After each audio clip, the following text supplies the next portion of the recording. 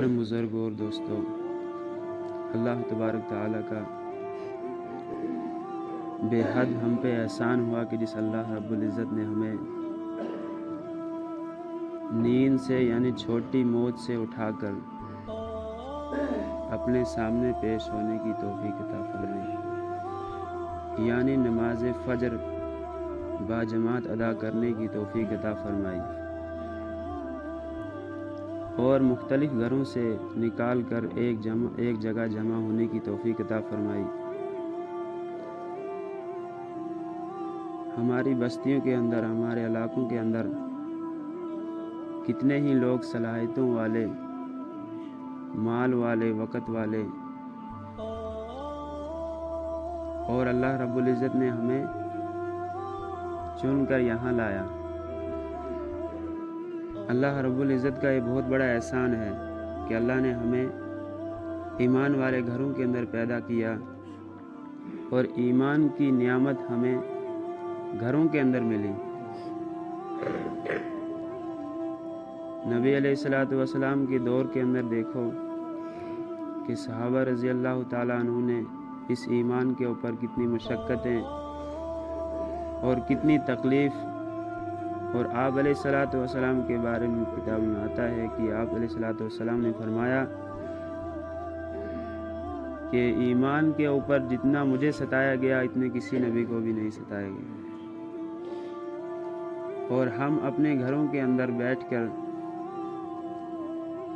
پتہ نہیں کیا کیا کر لیتے ہیں، لیکن ایمان کے اوپر غور و فکر یعنی عبادت یا ذکر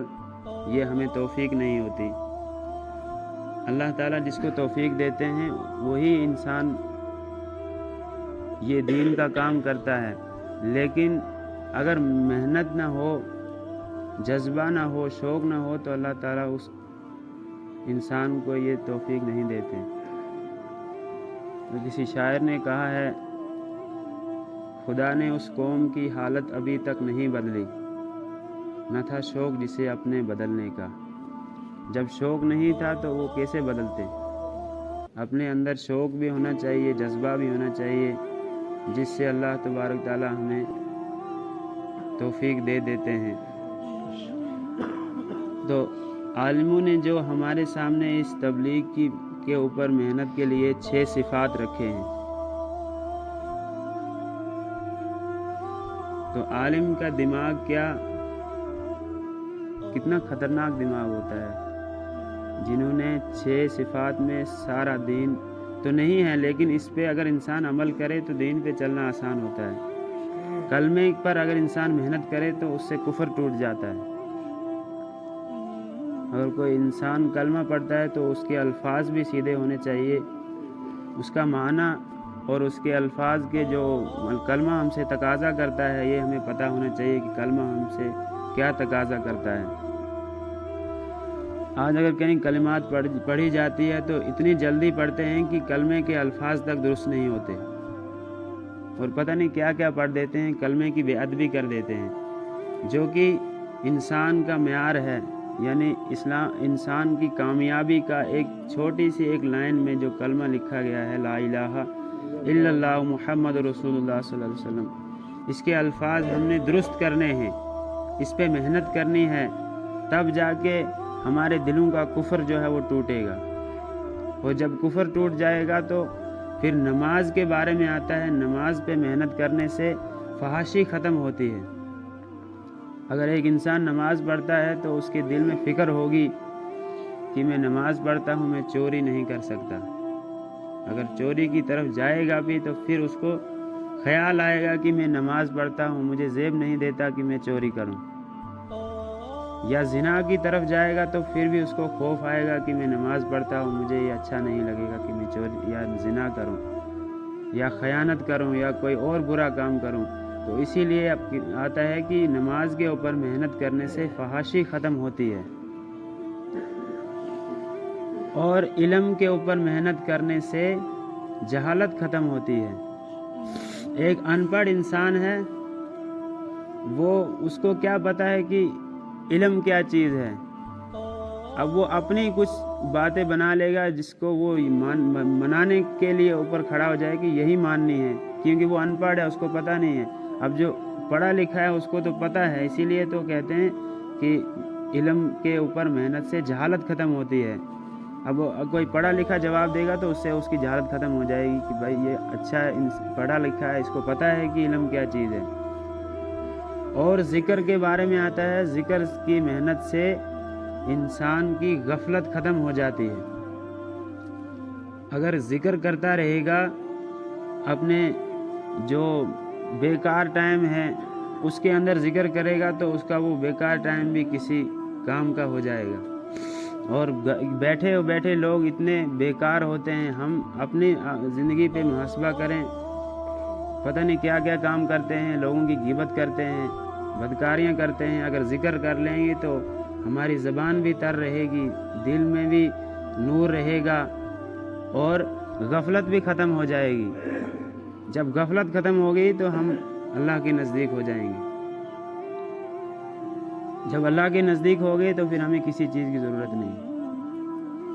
کیونکہ اللہ کے نزدیک ہونا یہ بہت بڑی بات ہے کہ اللہ کے اوپر یقین آ جائے، اللہ کے اوپر ایمان پورا آ جائے کہ اللہ کے احکامات اور نبی علیہ الصلوۃ والسلام کے طریقے پہ چل کر ہم اللہ تک پہنچ سکتے ہیں۔ میں ایک جگہ پہ مزدوری پہ گئے تھے ہم، تو وہاں ایک آدمی مجھے بولنے لگا کہ وہ پڑھا لکھا ٹیچر ہے، بولنے لگا کہ آپ مسجدوں میں جا کر بیٹھ جاتے ہو، لوگوں کو بٹھا لیتے ہو، یہ کیا کرتے ہو آپ؟ تو آپ کس کے ساتھ ادھر ملاتے ہو ان لوگوں کو لے کے؟ میں نے کہا بھائی ہمیں بھی کسی نے لیا تو ہم بھی گئے، لیکن اگر ہم محنت کریں گے تو ہم لوگوں کو لے جا کر اللہ سے ملائیں گے۔ تو وہ آدمی بولنے لگا کہ اللہ سے کیسے مل سکتا ہے؟ اللہ سے تو کوئی نہیں مل سکتا۔ میں نے کہا بھائی اگر انسان دعا کرے اور نماز پڑھے تو نماز میں کتابوں میں آتا ہے کہ اگر انسان سجدے کی حالت میں ہے تو اللہ کے قریب ہے، اللہ کے قدموں میں سر ہے۔ تو سب سے نزدیک اللہ کے انسان تب ہوتا ہے جب وہ سجدے کے اندر ہوتا ہے۔ تو ہمیں چاہیے کہ ہم نماز پڑھیں، نوافل پڑھیں، سجدے کریں، اللہ کے نزدیک ہو جائیں، اللہ کا قرب حاصل ہو جائے۔ تو ہم اس چیز سے غافل ہیں، اب بغیر نماز پڑھے ہی ہم چاہتے ہیں کہ ہمارے سارے مسائل حل ہو جائیں۔ اور آپ علیہ الصلوۃ والسلام کے زمانے میں جب کوئی آندھی یا طوفان آتی تھی تو آپ علیہ الصلوۃ والسلام فوراً مسجد کے اندر تشریف لے جاتے تھے، اور صحابیوں کو بھی ترغیب دیتے تھے کہ اگر کوئی طوفان آ جائے یا کوئی مصیبت آ جائے، نمازوں کو لمبی کر لو اور مسجدوں کے اندر بیٹھ جاؤ، اللہ کو یاد کرو، ہو سکتا ہے کہ یہ مصیبت ٹل جائے۔ اور ہمارے سامنے کتنے بڑے بڑے طوفان آتے ہیں، ہمیں احساس تک نہیں ہوتا ہے، محسوس تک نہیں ہوتا کہ ایمان تک چلا جاتا ہے، لیکن انسان جو ہے ہاتھ پہ ہاتھ دھرے بیٹھے رہتا ہے۔ ایسا نہیں کرنا چاہیے، ہمیں اس وقت کی قدر کرنی ہے جو وقت اللہ تعالیٰ نے دیا ہے۔ اپنی صحت کو بیماری سے پہلے، مریض سے پہلے غنیمت سمجھو کہ ہمیں صحت دی اللہ تعالیٰ نے، اور بڑھاپے سے پہلے اپنی جوانی کو غنیمت سمجھو، اور موت سے پہلے اپنی زندگی کو غنیمت سمجھو کہ اللہ تبارک تعالیٰ نے کسی بھی شعبے کے اندر ہمیں وقت دیا ہے۔ اگر انسان مرتے وقت بھی اللہ سے توبہ کر لے گا تو انسان بخشا جائے گا، لیکن اگر زندگی کے اندر ہی انسان توبہ کر لے اور اللہ کے نزدیک ہو جائے، اللہ کا ہو جائے، تو وہ انسان کتنا خوش قسمت ہے۔ تو ہمیں دنیا کے کام بھی کرنے ہیں لیکن دین کے ساتھ۔ اگر دین زندگی میں ہوگا تو دنیا کے کام کرنے میں بھی سکون ہوگا، آسانی ہوگی اور اس کے اندر برکت بھی ہوگی۔ ہم سکون ڈھونڈنے کے لیے پتہ نہیں کہاں کہاں جاتے ہیں، لیکن سکون تو ہمیں مسجدوں کے اندر مل سکتا ہے۔ اگر ہم مسجدوں میں جائیں گے، اللہ کا ذکر کریں گے، عبادت کریں گے، اللہ کو یاد کریں گے، تو دیکھو کتنا سکون ملتا ہے۔ ابھی جو حضرات یہاں بیٹھے ہیں، یہی ہم ہی محسوس کر لیں کہ ہمیں اس وقت کتنا سکون ملتا ہے، اور جب کسی دفتر کے اندر جانا ہو، ایک ایک کاغذ کے پیچھے 10 15 دن لگ جاتے ہیں، اور وہاں پہ ہمارا کیا حال ہوتا ہے۔ سب سے برا حال آج کاغذوں کے پیچھے ہو رہا ہے، جہاں پہ زندگیاں تک لگ جاتی ہیں لیکن کاغذ سیدھے نہیں ہوتے۔ اگر اللہ کے سامنے ایک بار انسان روئے، گڑ گڑائے، اللہ سے مانگے تو وہ کام بالکل آسانی سے ہو جائے گا۔ ہم اللہ سے مانگے بغیر ہی چلے جاتے ہیں۔ اگر ایک آدمی کے پاس قرضہ ہے، 200 روپے 100 روپیہ اس کا قرضہ ہے، اور وہ جاتا ہے اللہ کی امید کے اوپر، اللہ سے یقین رکھتے ہوئے مسجد کے اندر جاتا ہے، اللہ سے مانگتا ہے، یا اللہ میری طرف کسی کا قرضہ ہے 100 روپے اور میری جیب کے اندر نہیں ہے، تو کہیں سے میرا یہ مسئلہ حل کر دے۔ اب جب دعا کر کے وہ نکلتا ہے، باہر کوئی آدمی کھڑا ہے جو کہ اسی کے گاؤں کا ہے، بڑا آدمی ہے، پیسے والا ہے، اور وہ دیکھتا ہے اس کو یہ مجبور ہے، کیونکہ اللہ نے اس کے دل کے اندر احساس ڈال دیا، اس نے دعا کی، اللہ سے مانگا۔ اب وہ اس سے پوچھ رہا ہے کہ آپ پریشان کیوں ہو؟ وہ آدمی جواب دیتا ہے کہ پریشان اس لیے ہوں کہ مجھے کسی کا قرضہ ہے اور میرے پاس پیسے نہیں ہیں، اس کو پیسے لوٹانے ہیں۔ تو وہ آدمی ایک جیب میں بھی ہاتھ ڈالتا ہے، 1000 روپیہ نکلتا ہے، دوسرے جیب میں ڈالتا ہے 500 نکلتا ہے۔ تو اسی طرح جب تیسری بار جیب میں ڈالا ہاتھ، 200 روپے نکلے، کہا بھائی لے جائیے 200 روپے، دے دے اس کو، پھر میرے پیسے واپس جب بنیں گے لوٹا دینا۔ جب اس نے 200 روپے دیے تو وہ خوشی خوشی جاتا ہے، اور قرض دار کی جو ڈیٹ تھی اس کے پہلے ہی دن اس نے قرضہ دے دیا۔ اور اب جو جس کا قرضہ تھا وہ بول رہا کہ اتنا ایماندار آدمی قرضہ لے کر گیا اور ڈیٹ سے پہلے ہی دن دے دیا۔ پھر وہ آدمی ادھر سے اس کو 85 روپے کاٹتا ہے، 150 روپے اس کو واپس کر دیتا ہے۔ اب تو وہ زیادہ ہی خوش ہو گیا کہ قرضہ بھی اتر گیا اور 150 روپے واپس آ گیا۔ چلتے چلتے راستے میں پہنچتا ہے، ایک گاڑی رکی ہے، اس کے سامنے ایک انسان ہے جو وہ بھی بہت امیر ہے، سامان رکھا ہے، اب چڑھانے کی ہمت نہیں، گاڑی کھڑی ہے اس کے اوپر چڑھا نہیں پا رہا۔ اب وہ آدمی آتا ہے، اس کو بولتا ہے کہ بھائی یہ میرا سامان گاڑی کے اوپر چڑھا دے۔ جب وہ گاڑی سے سامان چڑھا کر اترتا ہے تو وہ آدمی ادھر سے ہاتھ ڈالتا ہے، 500 نکلتے ہیں، یہاں سے ڈالتا ہے 200 نکلتے ہیں، آخر میں اس کے جیب سے 50 روپے نکلتا ہے، وہ اس کو دے دیتا ہے۔ اب پھر 200 روپے اس کے پاس موجود ہیں، اب اس کا قرضہ 200 روپے دینا ہے۔ وہ واپسی میں ہی جاتے ہی اس آدمی کو وہ 200 روپے قرضہ واپس دینے کے لیے جاتا ہے، اور وہ آدمی ادھر سے کہتا ہے کہ بھائی اتنا ایماندار ابھی لے کر گیا تھا اور ابھی واپس کر رہا ہے۔ تو اس کو بھی احساس ہو گیا کہ بھائی یہ 100 روپیہ میری طرف سے آپ لے لو، 100 روپیہ مجھے دے دو۔ اب اللہ سے مانگا تو کتنی برکت ہو گئی،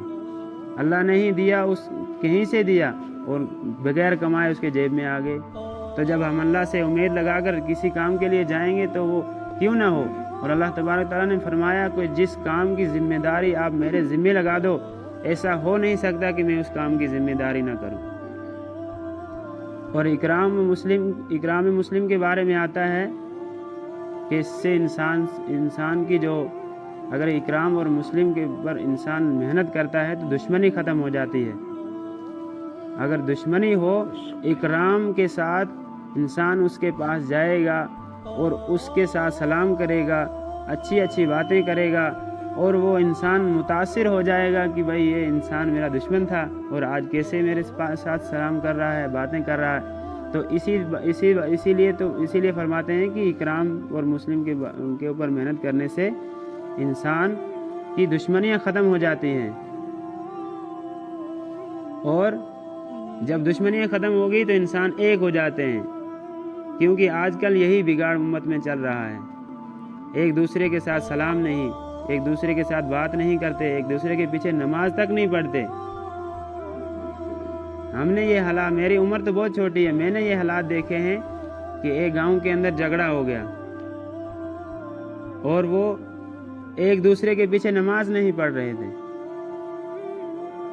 اللہ کا حکم تھا نماز پڑھنا، اور آپ علیہ الصلوۃ والسلام جب نماز کا تحفہ عرش سے لایا تو صحابہ نے پوچھا کہ یا رسول اللہ صلی اللہ علیہ وسلم آپ نے کیا لایا؟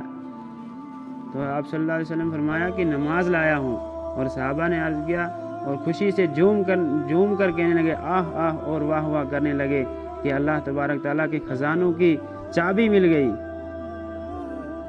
لیکن آج اس چابی کو ہم استعمال نہیں کر رہے، اور نقلی چابیاں استعمال کر رہے ہیں اللہ کے خزانے کو لوٹنے کے لیے، اور نقلی چابی سے تو کبھی کام نہیں چلے گا، اصلی چابی ہی ڈھونڈنی پڑے گی، تب جا کے ہم اللہ کے خزانوں کو لوٹ سکتے ہیں۔ اور عالم فرماتے ہیں کہ خوب عبادت کرو، خوب اللہ سے مانگو، اور اللہ کے خزانوں کو خوب لوٹو۔ اور مولانا طارق جمیل صاحب فرماتے ہیں کہ اگر اللہ تبارک تعالیٰ فرماتے ہیں کہ اگر پوری دنیا کے مرد اور عورت، جوان اور بوڑھے، چھوٹے اور بڑے، مردہ ہو یا زندہ، سب آ کر مجھ سے مانگنے شروع ہو جائیں، تو اب اس مسجد کے اندر 10 آدمی بیٹھے ہیں تو وہ 10 مانگنا شروع کریں گے کسی انسان سے، تو اس کو سمجھ نہیں آئے گا کہ یہ کیا بول رہا ہے، وہ کیا بول رہا ہے، وہ 10 آدمی کی آواز۔ اور اللہ تبارک تعالیٰ کیا فرماتے ہیں؟ پوری دنیا کے انسان آ جاؤ، مردہ ہیں یا زندہ ہیں، مرد ہیں یا عورت ہیں، چھوٹے ہیں یا بڑے ہیں، آ جاؤ مجھ سے مانگو، میں ایک ایک کی آواز الگ الگ سن کر جو جو مانگیں گے سب میں دوں گا، اور میرے خزانے کے اندر اتنی بھی کمی نہیں ہوگی کہ سمندر کے اندر سوئی ڈبو اور اس کے ساتھ جو پانی لگتا ہے اس سمندر میں تو کوئی کمی نہیں آئی، اتنی بھی کمی نہیں ہوگی میرے خزانے کے اندر اگر پوری دنیا کے انسان مانگیں گے۔ اور دنیا کے انسانوں سے انسان مانگے تو ایک دفعہ مانگے گا، دوسری دفعہ مانگے گا، تیسری دفعہ تو وہ دروازہ ہی بند کر دے گا، پھر تو بچوں کو بولے گا جا کر بول دو کہ ادھر وہ نہیں ہے، وہ کہیں گیا ہے، حالانکہ گھر کے اندر بیٹھا ہوتا ہے۔ اور جھوٹ بولتا ہے، دھوکہ دینا، جھوٹ بولنا یہ بہت بڑا گناہ ہے۔ آپ علیہ الصلوۃ والسلام سے کسی نے پوچھا کیا انسان بزدل ہو سکتا ہے؟ تو آپ صلی اللہ علیہ وسلم نے فرمایا کہ بزدل ہو سکتا ہے، چور بھی ہو سکتا ہے، لیکن آپ علیہ الصلوۃ والسلام نے فرمایا کہ جھوٹ نہیں بول سکتا اور دھوکہ نہیں دے سکتا۔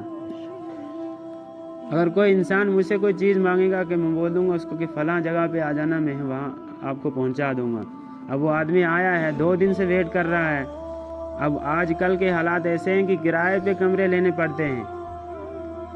تو اس کا بیچارے کا کتنا خرچہ ہو گیا، اور میں آرام سے گھر میں بیٹھا ہوں، تو اتنا سوچ لینا چاہیے ہمیں کہ دھوکہ دینا کتنا بڑا گناہ ہے۔ تو دھوکے سے، جھوٹ سے باز آنا ہے ہمیں ان 6 صفات کے اوپر محنت کر کے اور اللہ کے قریب ہونے کی، مطلب انسان جب محنت کرے گا تو انسان کو پھل مل جائے گا، زمین کے اوپر محنت کرے گا تو اس کو فصل ملے گی، اسی طرح اس ایمان کے اوپر، تو یہ دنیا جو ہے یہ آخرت کی کھیتی ہے، اس میں انسان جتنی محنت کرے گا اتنی انسان کو قیامت کے دن کام آئے گی۔ تو ہمیں چاہیے کہ اس ایمان کے اوپر محنت کریں، ایمان کو بنائیں، نماز اپنی قائم کریں، اور اپنے گھروں کے اندر، اپنے گھروں کے حالات ایسے ہیں، اور میں تو گاؤں کا رہنے والا ہوں، میں گاؤں کے بارے میں زیادہ جانتا ہوں کہ گاؤں کے حالات ایسے ہیں کہ ایک دوسرے کی برائیوں میں لگے رہتے ہیں، دوسرا کوئی کام ہی نہیں، جب سب بیکار بیٹھے ہیں تو ایک دوسرے کی برائیاں، اگر کوئی نماز پڑھ لے تو یار یہ مولوی بن گیا، یہ آج حدیثیں سنانے لگ گیا، لیکن ایسا مت کرو، ایسا نہیں کرنا چاہیے ہمیں، کیونکہ ہمیں اس کے اعمال کو نہیں دیکھنا ہے، ہمیں یہ دیکھنا ہے کہ یہ کس کی بات سنا رہا ہے، ہو سکتا ہے کہ اسی کی بات ہمارے دل کے اندر اتر جائے اور ہم اللہ کے قریب ہو جائیں، اور سب سے بڑی بات اللہ کے قریب ہونا ہے۔ دنیا میں بڑے بڑے لیڈروں سے ملنا یہ بڑی بات نہیں ہے، اگر اللہ سے مل جائیں گے تو بڑے بڑے لیڈر آپ سے ملنے آئیں گے۔ تو ہم ارادہ کرتے ہیں، عزم کرتے ہیں، اور 12 تاریخ کا جو یہاں پہ جوڑ رکھا ہے اس کی محنت کریں گے، ساتھیوں کو بلائیں گے، جماعتیں لائیں گے، اور یہاں سے جماعتیں راہ خدا میں نکلیں گی، اور اگر ہمارے لیے کوئی دعا کر دے تو ہمارا بیڑا بھی پار ہو جائے، ہم بھی وقت لگا لیں، تو اللہ تعالی ہم سب کو کہنے اور سننے سے زیادہ عمل کی توفیق عطا فرمائے۔ وآخر دعوانا الحمدللہ۔